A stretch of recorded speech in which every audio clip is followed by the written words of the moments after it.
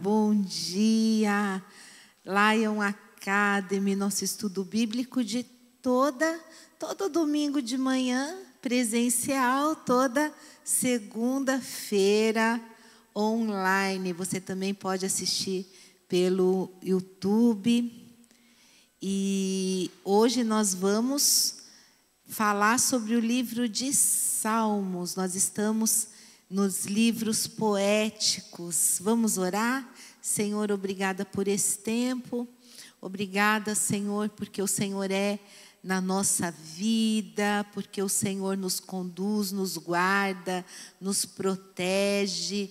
E nós estamos aqui, Senhor, para engrandecer o Teu santo nome. Vem com Teu Espírito Santo. Nós te convidamos, Espírito Santo. Vem, toma o Teu lugar nessa manhã, nos ensina, nos restaura, nos exorta, traz a sabedoria que vem da Tua palavra sobre nós, é o que nós te pedimos, em nome de Jesus. Amém, amém. Hoje a gente vai falar desse livro, esse livro maravilhoso. Eu particularmente gosto muito do livro de Salmos. E esse livro tem vários autores. Davi, Asaf, os filhos de Coré e outros que a gente vai ver aqui no decorrer da aula. O Salmo 117, vamos abrir nele? Salmo 117. Esse salmo é o menor dos salmos. Olha só como ele é curtinho. Louvai ao Senhor, vós todos os gentios, louvai-o todos os povos, porque muito grande é a sua misericórdia para conosco e a fidelidade do Senhor subsiste para sempre. Aleluia. Ele é o menor dos salmos, mas ele traduz a mensagem central do livro dos Salmos. Sim, nós temos o privilégio de partilhar de uma fé cantada. É uma fé que canta, uma fé canta para louvar. Uma das características do povo de Deus, que vem desde o Antigo Testamento, é que o povo de Deus celebra cantando. E o livro dos Salmos, ele é o maior testemunho de uma fé cantante, uma fé que louva. São 150 salmos, é o maior livro da Bíblia, o maior capítulo, se bem que nós não podemos chamar de capítulo, é o Salmo 119. E alguns homens levaram muitos anos e anos estudando e comentando o livro de Salmos. Charles Spurgeon levou 20 anos comentando os Salmos para escrever o Tesouro de Davi, que é o seu comentário desse livro. Muitos livros, nós temos uma literatura vasta, de muitos livros que foram escritos com apenas um salmo. Então, nós podemos ver que nós estamos diante de uma tarefa impossível de traduzir esse livro em apenas alguns minutos. O salmo mais conhecido é o Salmo 23. Ele é o salmo do pastor, porque Davi era pastor de ovelhas. Há quem diga que o livro de Salmos é o livro mais conhecido e mais usado da literatura de todos os tempos. O mais conhecido e o mais usado em todo o mundo. A maioria dos salmos são atribuídos a Davi. Asaf, que foi um levita, nós temos dele pelo menos 12 salmos. Os filhos de Coré também, levitas, 12 salmos. Nós temos salmos de Salomão, Etã, Emã, Moisés e vários outros salmos que nós não sabemos quem foi o seu compositor, que são considerados os salmos anônimos. Os judeus consideram salmos órfãos. E então os salmos eles vão de Moisés a Esdras, o sacerdote.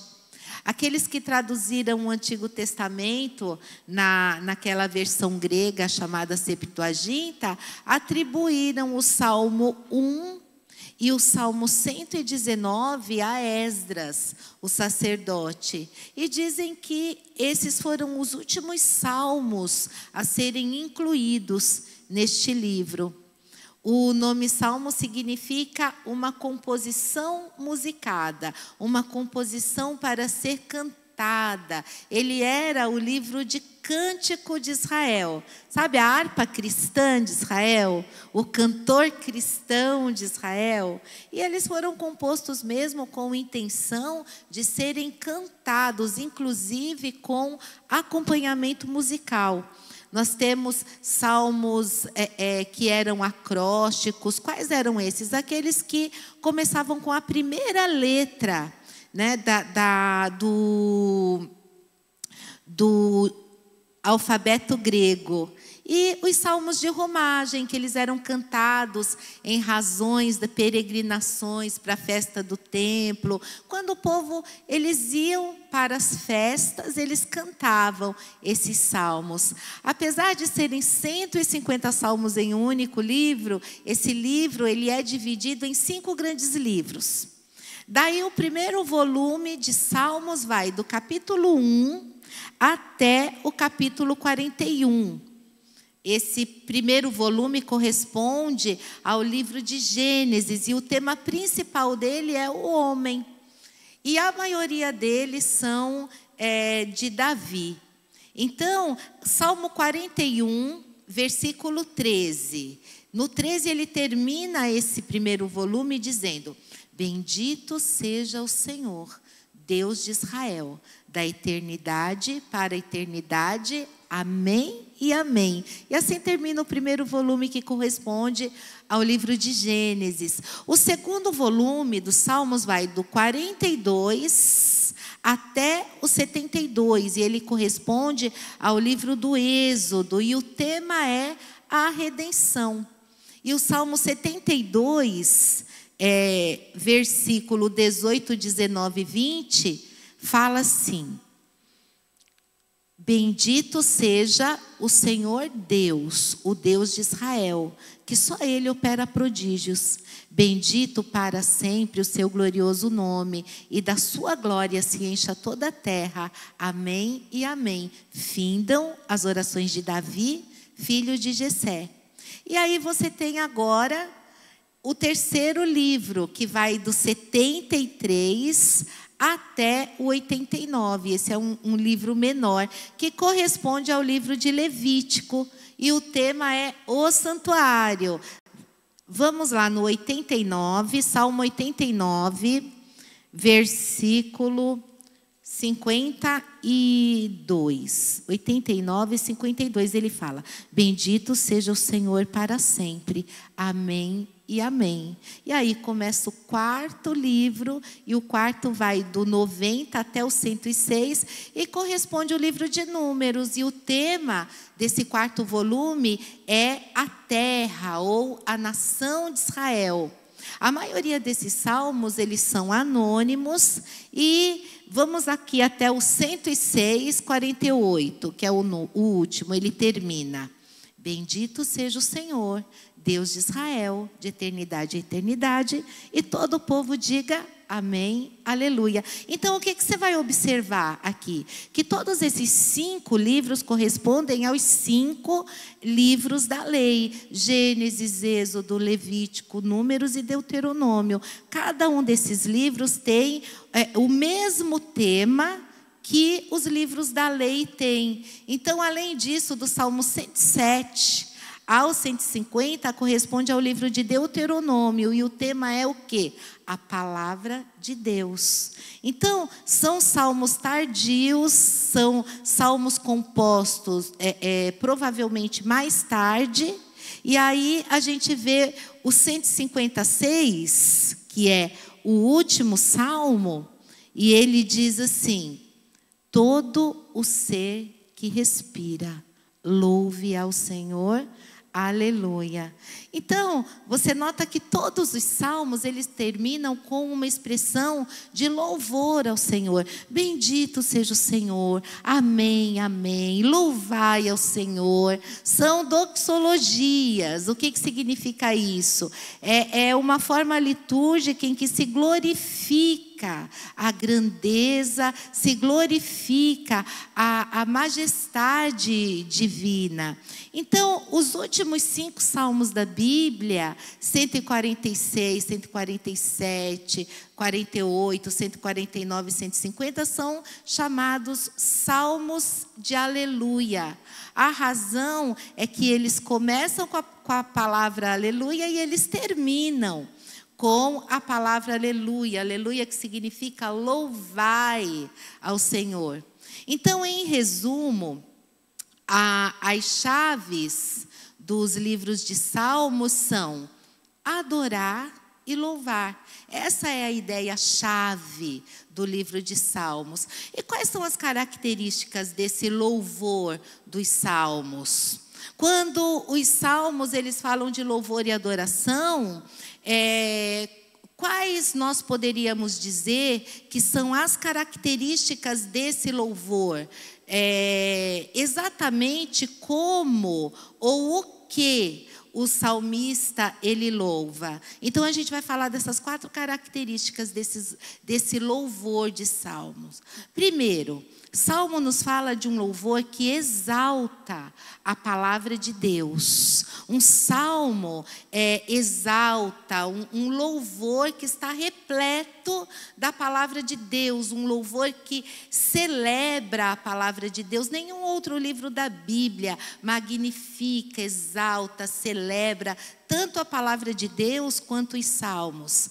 Há em salmos uma evidência da inspiração do Espírito Santo, dessa inspiração do Espírito nas Escrituras. Por exemplo, aqui o Salmo 19, o salmista vai dizer aqui acerca da palavra do Senhor. Olha aqui no 19:7, ele vai dizer: a lei do Senhor é perfeita e restaura a alma, o testemunho do Senhor é fiel e dá sabedoria aos simples. Os preceitos do Senhor são retos e alegram o coração. O mandamento do Senhor é puro e ilumina os olhos. E assim ele segue louvando o temor ao Senhor. E aí ele vai dizer lá no versículo 10: são mais desejáveis do que o ouro, mais do que o ouro depurado, e são mais doces do que o mel e o destilar dos favos. É lindo, é maravilhoso. Então, quando a gente vai também lá para o Salmo 119, é um salmo que é todo a respeito da palavra de Deus. Como eu disse, esse é um dos maiores, é o maior dos salmos, e ele todo celebra a lei do Senhor. E aí em outro lugar, no 119, vai dizer: guardei a tua palavra no meu coração, para eu não pecar contra ti. Outro versículo vai dizer: como é que o jovem vai conservar puro o seu caminho? Então, ele diz: observando a tua palavra. E ele vai dizer assim: as tuas palavras são em tudo verdade. Então, ele vai exaltando a palavra de Deus, ou seja, é um louvor que exalta a palavra do Senhor. Lá no Salmo 1, vai dizer: bem-aventurado o homem que não anda no conselho dos ímpios, não se detém no caminho dos pecadores, nem se assenta na roda dos escarnecedores. Antes, o seu prazer está na lei do Senhor, e na sua lei ele medita de dia e de noite. Vai falar como é bem-aventurado aquele homem que considera a lei na palavra do Senhor. Então, o louvor do livro dos Salmos é um louvor que exalta a palavra, é um louvor que está repleto da palavra, que celebra a palavra, que reverencia a palavra de Deus. Essa é uma nota que se repete todo o tempo, celebrando, relembrando, cantando a palavra do Senhor. Mas em relação direta com esse ponto, em segundo lugar, o louvor que vem dos Salmos é um louvor que celebra os atributos de Deus. Veja lá no Salmo, como que o Salmo ele celebra, ele é uma tônica, vamos dizer assim, de celebração. Olha aqui no Salmo 99:9. No Salmo 99:9, 99:9, ele fala: exaltai ao Senhor nosso Deus e prostrai-vos ante o seu santo monte, porque santo é o Senhor nosso Deus. Então o salmista, ele enfatiza isso, que Deus é santo. Aliás, esse é o primeiro atributo que é celebrado, que é a santidade de Deus. Por quê? Porque a santidade de Deus que dá perfeição a todos os outros atributos de Deus. O amor de Deus, ele é santo, a justiça de Deus é santa, a ira de Deus é santa. É a santidade que permeia, e isso dá perfeição a todo o seu ser. É isso que faz com que o amor de Deus não seja um capricho, que o seu amor não seja uma indolência ou uma tolerância com a gente. Faz com que o seu amor seja santo. E o salmista, ele louva a esse ser santo, incorrupto, perfeito, completamente isento do mal, completamente intolerante com o pecado, esse Deus perfeito, santo. Também o salmista, ele exalta a justiça de Deus. Veja lá no Salmo 11. Salmo 11, do 4 ao 7. Ele diz... Salmo 11, eu estou no 14, do 4 ao 7. O Senhor está no seu santo templo, nos céus tem o Senhor o seu trono. Os seus olhos estão atentos, as suas pálpebras sondam os filhos dos homens. O Senhor põe à prova ao justo e ao ímpio, mas ao que ama a violência, a sua alma o abomina. Fará chover sobre os perversos brasas de fogo e enxofre, e vento abrasador será a parte do seu cálice, porque o Senhor é justo, Ele ama a justiça, os retos lhe contemplarão a face. Então, ele louva a justiça, ele exalta a justiça de Deus. Ele também exalta a onipotência de Deus, ou seja, um Deus que tudo pode. Lá no Salmo 107, do 25 ao 29,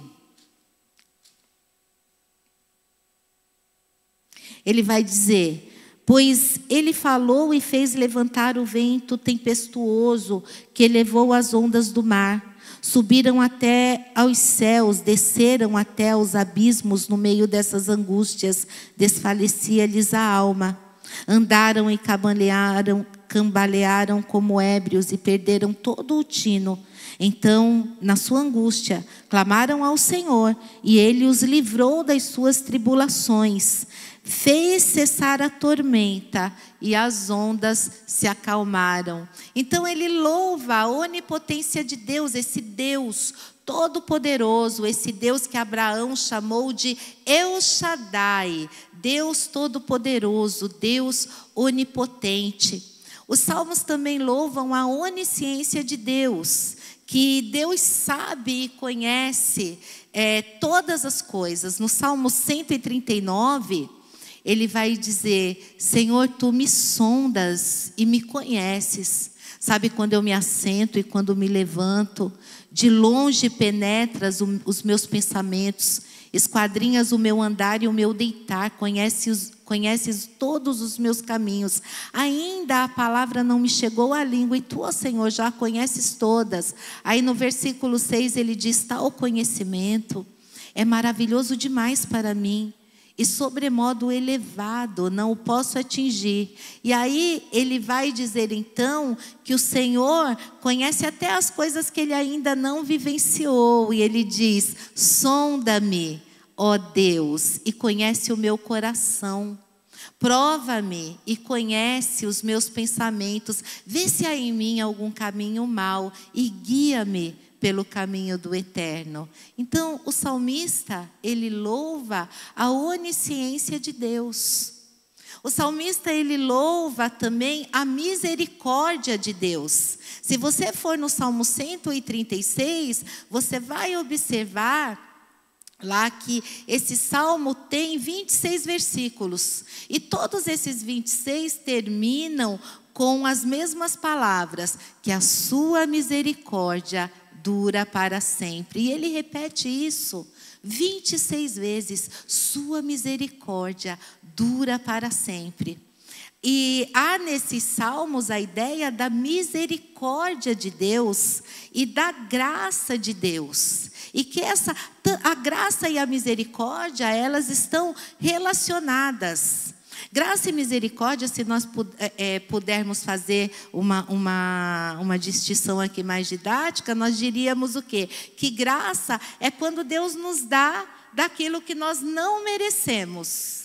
E é quando Deus nos dá, né, daquilo que nós não merecemos. E misericórdia é quando Deus não nos dá daquilo que nós mereceríamos.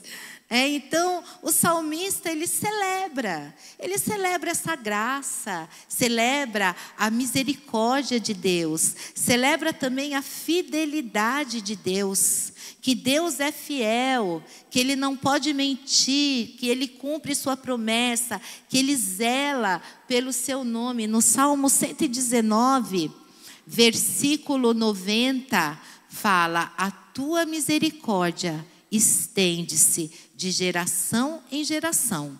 Fundaste a terra e ela permanece. Então, nós vimos até agora duas características do louvor de Salmos. Primeiro, ele é um louvor que exalta a palavra, que está repleto da palavra, que celebra a palavra. Segundo, ele é um louvor que celebra os atributos de Deus.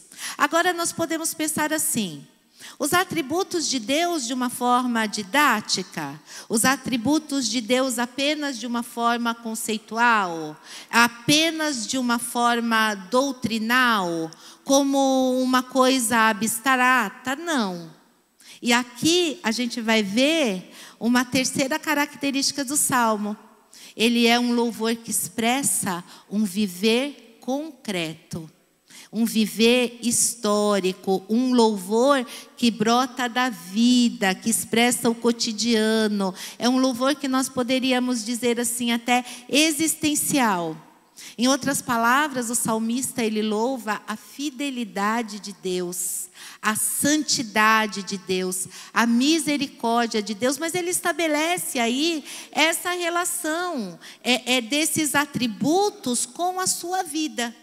Com a sua vida concreta, com a sua história, com o seu existir. Em outras palavras, o livro de Salmos, ele é um livro muito humano. É um livro cheio de emoções, cheios de experiências humanas. É um livro do coração, um livro que trata da vida. Por exemplo, muitos salmos foram escritos em épocas de crise. Muitos. A gente pode falar, por exemplo, do Salmo 51. Davi, ele compôs esse salmo por ocasião daquele grande pecado. E ele vai dizer: compadece-te de mim, ó Deus, segundo a tua benignidade, segundo a multidão das tuas misericórdias. Apaga as minhas transgressões, lava-me completamente da minha iniquidade. E ele vai relacionar essa crise moral e espiritual dele e vai buscar se refugiar na fidelidade, se refugiar na misericórdia, no perdão de Deus. No Salmo 18, que Davi compôs mais tarde, já por ocasião da sua libertação, foi composto já na sua velhice, ele vai dizer: eu te amo, ó Senhor, força minha. O Senhor é a minha rocha, a minha cidadela, o meu libertador, o meu Deus, o meu rochedo em que me refugio, o meu escudo, a força da minha salvação, o meu baluarte. E aí ele vai dizer no verso 6, na minha angústia, invoquei ao Senhor, gritei por socorro ao meu Deus, e Ele no seu tempo ouviu a minha voz, e o meu clamor lhe penetrou os ouvidos. Então, quando ele sente indignação, ele fala isso para Deus. Veja lá no Salmo 37. Esse Salmo 37, ele é um salmo bem atual, diga-se de passagem. Ele vai dizer, olha só. Salmo 37, do 1 ao 8. Olha isso. Não te indignes por causa dos malfeitores, nem tenhas inveja dos que praticam a iniquidade. Pois eles dentro em breve definharão como a relva e murcharão como a erva verde.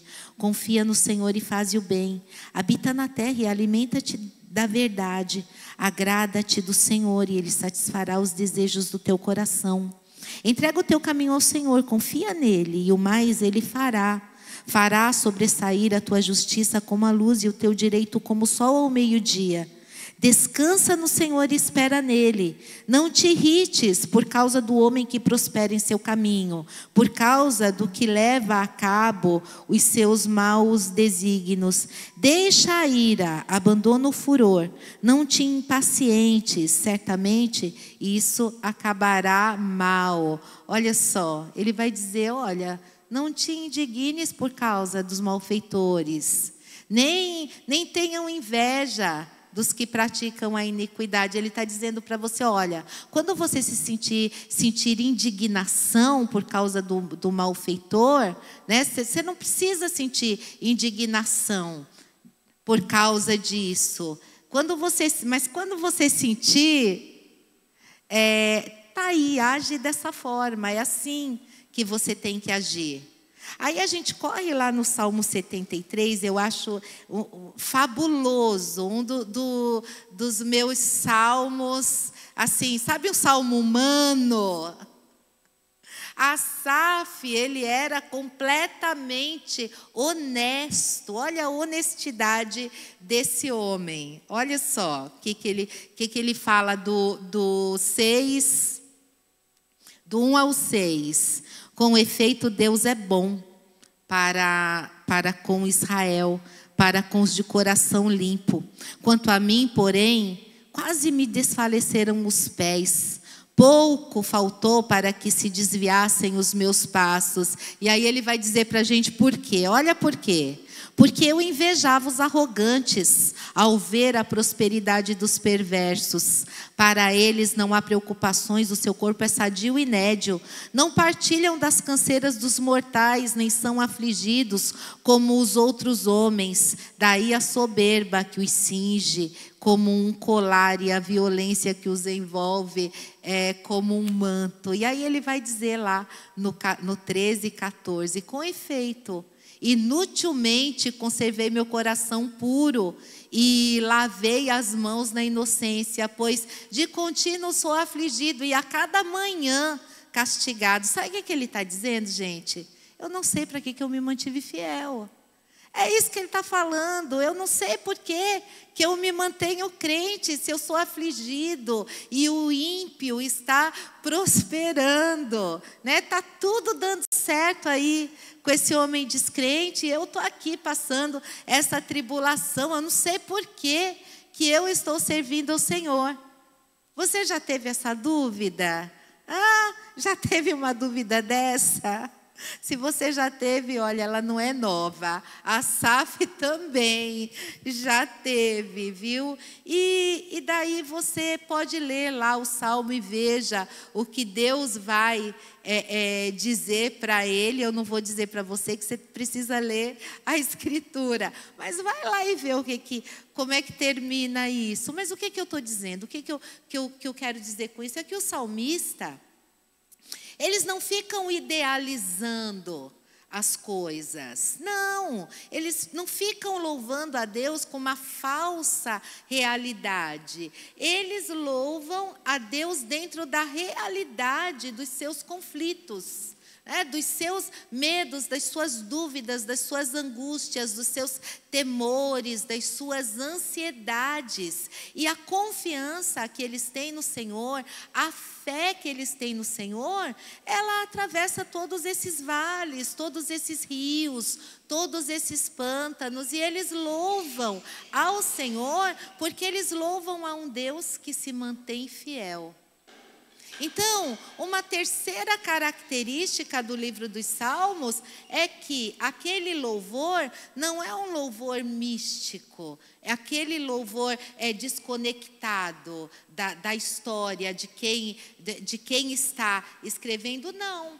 É um louvor que expressa um viver concreto, histórico. É um louvor que brota da vida, que expressa o seu cotidiano. É um louvor existencial. Você trabalha, você tem uma profissão, você tem aí o seu negócio, você é estudante, dona de casa, você tem filhos, você tem dúvidas. É nesse contexto.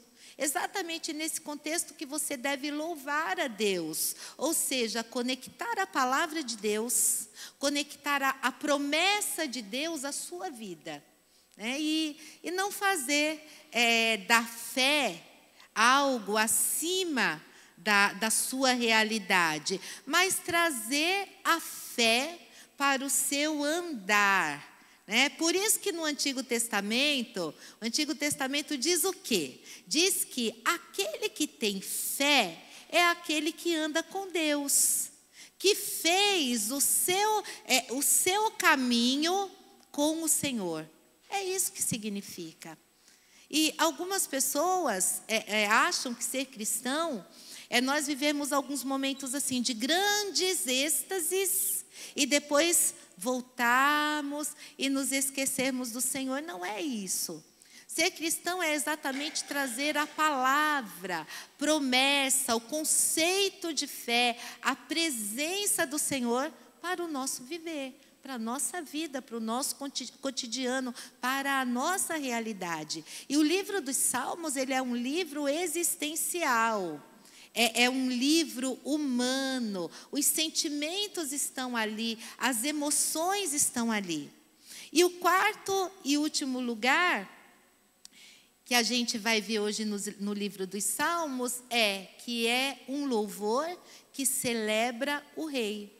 Jerusalém, Israel, são temas de muitos dos Salmos, porque é uma nação, é uma cidade do rei. Há 21 salmos que se referem à história de Israel, desde os dias do Êxodo até os dias da restauração, do pós-exílio.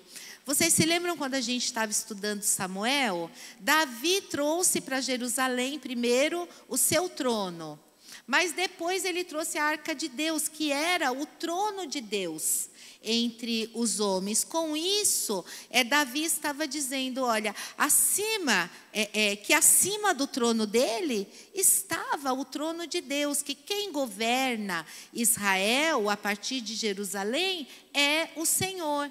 E aí você lembra daquela aliança que Deus fez com Davi, chamada aliança davídica? O Senhor vai dizer a Davi duas coisas muito importantes. O Senhor vai dizer que o Messias, ele era filho de Davi, mas o Messias será filho de Davi, mas o Messias será filho de Deus. E aí começa essa grande tensão que a gente vê a partir de Davi. O Messias é filho de Deus, o Messias é filho de Davi. Então essas duas ideias, elas estão aí em constante relação e tensão. E o livro dos Salmos, ele louva esse rei, que é da descendência de Davi. Os Salmos, eles são mencionados no Novo Testamento mais de 90 vezes. E se você for agora lá numa conversa que Jesus teve, vamos lá em Lucas 24. Nessa conversa que Jesus teve aí com os discípulos, Lucas 24, 44, olha só o que Jesus fala. A seguir, Jesus lhe disse: são estas as palavras que eu vos falei, estando ainda convosco. Importa se cumprisse tudo o que de mim está escrito na lei de Moisés, nos profetas e nos salmos. Olha só, em toda a lei de Moisés, nos profetas e nos salmos, tudo que está, que de mim está escrito. E aí Jesus vai falar, né? Aí você vai falar, e Jesus está nos salmos? Aonde Jesus está nos salmos? Em todo o tempo. Todo o tempo. Aliás, há muitos salmos proféticos falando a respeito do Cristo. Porque, na verdade, ele é o grande descendente de Davi. A ponto de Davi ter dito em um dos seus salmos, Davi disse o Senhor ao meu Senhor: assenta-te à minha direita, até que eu ponha todos os teus inimigos por estrado dos teus pés. Então a gente vê Cristo em muitos salmos. Tem uma trilogia de salmos muito interessante, que são Salmo 22, 23 e 24. Esses 3 salmos são chamados de a trilogia do pastor. O Salmo 22, ele fala da cruz. Ele fala: Deus meu, por que me desamparastes? Então ele está descrevendo ali o sofrimento do Cristo. O Salmo 23, ele vai falar: o Senhor é o meu pastor, nada me faltará. Ele me faz repousar em pastos verdejantes, leva-me para junto das águas de descanso. O Salmo 24, ele vai falar da coroa. Ao Senhor pertence toda a terra. E aí ele vai dizer no verso 8: levantai, ó portas, as vossas cabeças. Levantai-vos, ó portais eternos, para que entre o Rei da Glória. Quem é o Rei da Glória? O Senhor forte e poderoso, o Senhor poderoso nas batalhas. Então, cruz, cajado e pastor. No Antigo Testamento, Deus era comparado ao pastor de Israel. Os profetas, eles vão dizer que o Senhor é o pastor de Israel. Davi vai dizer: o Senhor é o meu pastor. Gente, não há profissão mais característica do povo de Deus que pastor de ovelhas. Desde Abel, né? Abel era pastor de ovelhas, Abraão, Isaac, Jacó, os patriarcas foram pastores de ovelhas, até Moisés chegou a ser pastor de ovelhas, Davi foi pastor de ovelhas. O Senhor é dito que ele é o pastor de Israel, mas aí vem Jesus, né? Vem Jesus e há uma expressão bombástica aqui que vem lá no Evangelho de João, e os judeus entenderam mesmo quão bombástica e tremenda ela era, quando Jesus disse assim: eu sou o bom pastor. E o bom pastor, ele dá a vida pelas ovelhas. Eu sou o bom pastor. Gente, os judeus ficaram furiosos, porque eles entenderam essa palavra de Jesus, né? Quando Jesus vê aquela fúria, Jesus fala: olha, vocês não querem vir a mim porque vocês não são das minhas ovelhas. As minhas ovelhas, elas ouvem a minha voz e vêm até mim. E a gente vê que esse louvor, esse é o louvor dos salmos, esse louvor que celebra o rei. E o nosso louvor, ele deve ser assim, gente.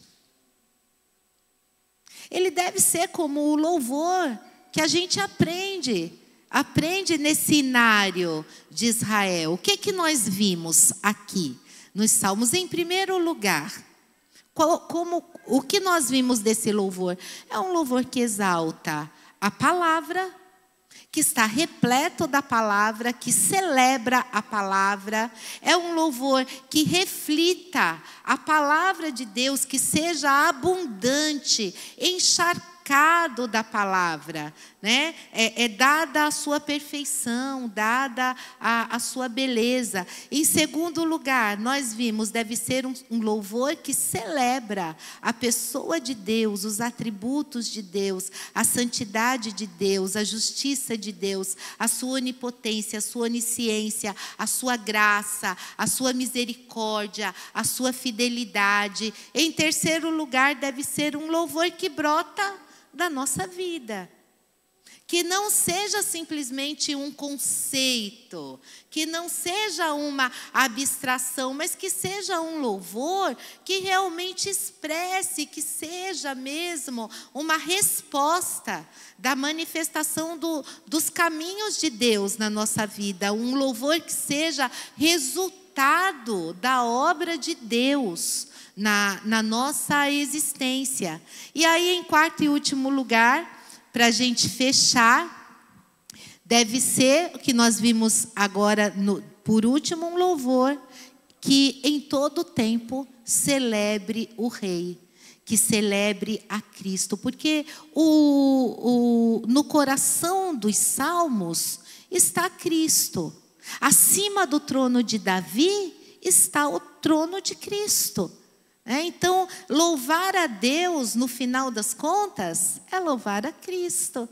Então, que o Senhor, Ele nos ajude a partilharmos mesmo deste louvor que exala, que caracteriza o livro de Salmos. Então, esses 4 conceitos, essas 4 verdades que estão tão presentes nesse livro, que sejam presentes na nossa vida, porque essas verdades, elas deveriam estar presentes em nossa igreja, em nosso povo, hoje e sempre, até a volta do Senhor. Amém? Glória a Deus. Então, hoje nós fechamos o livro de Salmos.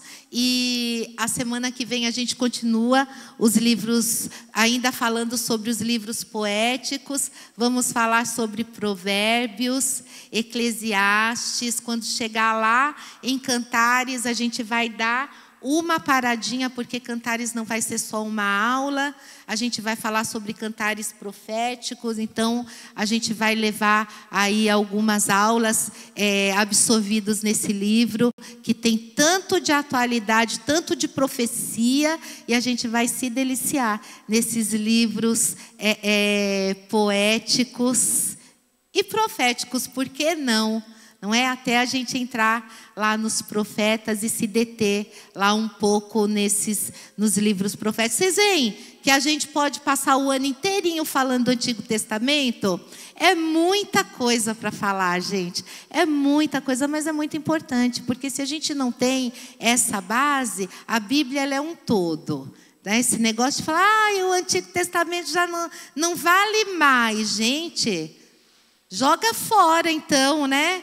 Se não vale mais, mas não. Ainda tem muita coisa para acontecer e muita coisa acontecendo que foi dito lá no começo. E aí a nossa grande missão nesse tempo de Antigo Testamento é o quê? É ver Jesus em todos os livros da Bíblia. Então, em todos os livros de Gênesis, como eu já mostrei a vocês, até esse último livro que nós vemos, nós estamos vendo Jesus em todos eles. Amém? Glória a Deus, um ótimo culto para cada um de vocês.